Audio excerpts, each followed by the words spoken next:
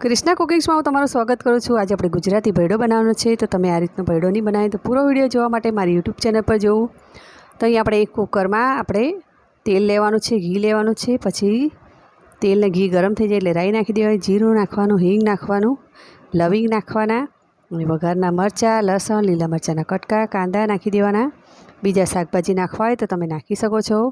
અડધી ચમચી હળદર, 1 ચમચી લાલ મરચું અને જે આપણે તુવેરની દાળ એટલે કે ભેળો પલાળ્યો હતો તેને નાખી દેવાનો છે। લગભગ 1 ગ્લાસ પાણી જેટલું નાખવાનું છે અને ટેસ્ટ પ્રમાણે મીઠું નાખી દેવાનું છે। તેને સરસ મજાનો ઉકળવા દેવાનો છે। 5 થી 10 મિનિટ ઉકળે પછી આપણે તેમાં મગની ફોતરાવાળી ખીચડી ધોઈને નાખી દેવાની છે। પછી બંને વસ્તુને સરસ મજાનું મિક્સ કરી દેવાનું છે। 1 ગ્લાસ બીજું પાણી નાખી દેવાનું અને તેને 2 મિનિટ માટે ઉકળવા દેવાનું છે। પછી તેમાં ચપટી ગરમ મસાલો નાખવાનો છે। પછી 3 થી 4 સીટી બોલાવી લેવાની છે। પછી ખોલીને તેને ચેક કરી